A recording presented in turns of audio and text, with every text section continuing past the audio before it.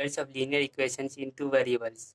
तो इस सेशन में हम देखेंगे कि जैसे हमारे पास कोई इक्वेशन होगा a1x plus b1y plus c1 is equal to 0। अब ये हमारा पहला इक्वेशन हो गया। अब a2x plus b2y plus c2 ये हमारा दूसरा इक्वेशन हो गया। अब हम इन इक्वेशन से हम इसके रेशियो को कंपेयर करेंगे, जिससे हम आसानी से निकाल पाएंगे बिना सॉल्व किए हुए कि इसका जो सॉल्यूशन आएगा वो सिंगल आएगा, इन्फिनिटली मेनी सॉल्यूशन आएगा या नो सॉल्यूशन आएगा। इसके लिए फार्मूला होता है जो हम देखेंगे।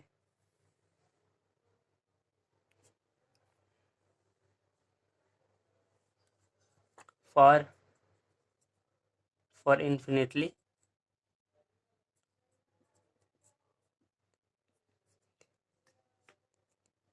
इन्फिनिटली मेनी सॉल्यूशन के लिए हम देखेंगे मेनी सॉल्यूशन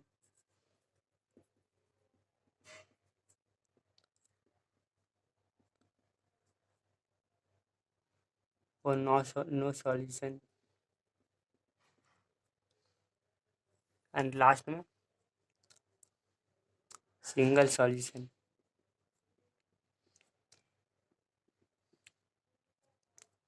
अब a1 बाई a2 यहाँ पे कांस्टेंट a b c जितने भी कांस्टेंट है, और यहाँ पे x और y ये दो वेरिएबल्स है। हम वही पढ़ रहे हैं हम लोग, pairs of linear equation two variables. चलिए यहाँ पे x और y लिए हैं, is equal to b1 by b2 c1 by c2।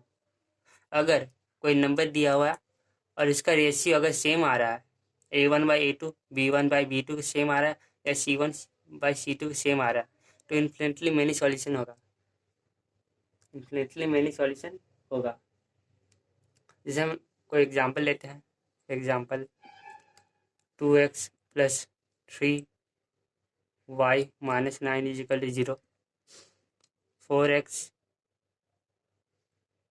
Plus 6y minus 18 is equal to 0। ये हमारे पहले क्वेश्चन हो गया। ये हो गया दूसरा क्वेश्चन। अब जब हम इसके रेशियो निकालेंगे a1 by a2 by b1 by b2 equal to c1 by c2, 2/4 is equal to 3/6 is equal to 9/18। ये 1/2 आ रहा है, 1/2, और ये 1/2 आ रहा है। तो ये रेशियो सेम है, मतलब इसका जो ये इक्वेशन है इसका मेनी सॉल्यूशन होगा, इन्फिनिटली मेनी सॉल्यूशन। और ये कब होगा? जब एक लाइन, ये हमारे अलजेब्रिक रिप्रेजेंटेशन था, अब ये ग्राफिक हो गया। जब एक लाइन दूसरे लाइन के ऊपर से जाए तो इन्फिनिटली मेनी सॉल्यूशन होगा।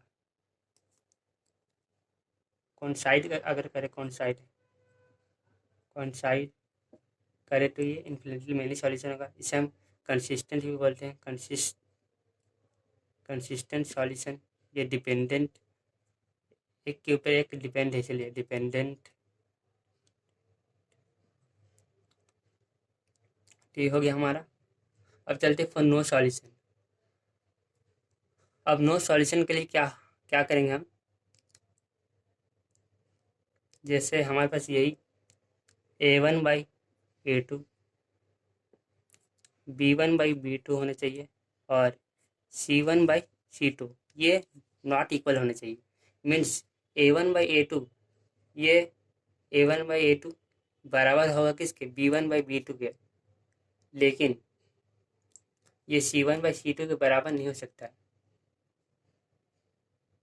ये हो गया नो सॉल्यूशन। अब जैसे हमको एग्जांपल लेते हैं, इसमें यही एग्जांपल लेते हैं। 2x plus 3y minus 7 is equal to 0, और 4x plus 6y minus 18 is equal to 0। अब हम इसमें क्या देख पा रहे हैं कि जो A1/A2 है वो B1/B2 के बराबर है। 2/4 इज इक्वल टू 3/6 और 7/18। ये 1/2 आ रहा है, ये भी 1/2 आ रहा है, लेकिन ये 1/2 इज नॉट इक्वल टू 7/18, ये बराबर नहीं आ रहा। तो हमारे पास ये नो सॉल्यूशन हो गया। मतलब कि जब हम इसको ग्राफ में रिप्रेजेंट करेंगे तो पैरेलल होगा,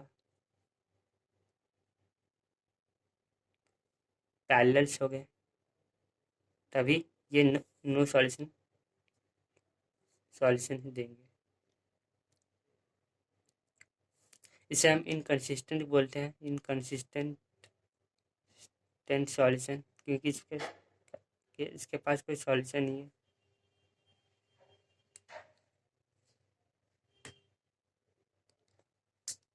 अब हम चलते हैं single solution exactly one solution या एग्जैक्टली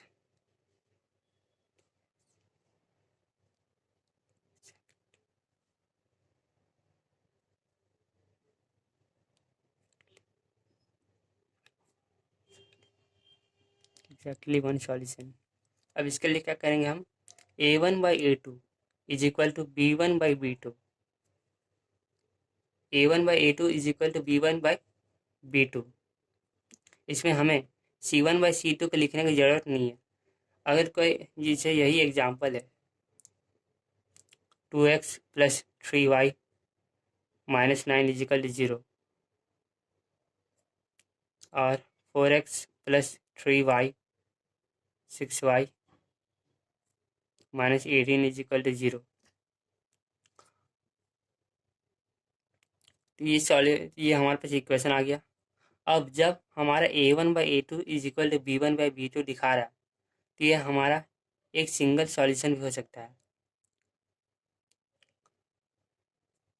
और और और यदि A1/A2 is equal to B1/B2 ये C1/C2 से बराबर है, तो इन्फिनिटली मेरी सॉल्यूशन भी हो सकता है।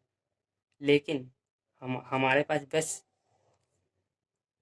इसी दो चीज़ से हम सिंगल सॉल्यूशन का पता लगा सकते हैं। तो ये ना हो तो हमें कोई तकलीफ़ नहीं है, इसी से पता लगाया जा सकता है। इसके लिए हम ग्राफिक में रिप्रेजेंट करें तो कुछ इस तरह बनेगा, जो कि इंटरसेक्ट करे एक पॉइंट पे, जो कि एग्जैक्टली वन सॉल्यूशन कहलाएगा। इक्वेशन 1 होगी, अगर इक्वेशन 1 है, इक्वेशन 2 है, तो एग्जैक्टली वन सॉल्यूशन बनेगी कब, जब ये इंटरसेक्ट करेगा, इंटरसेक्ट करेगा।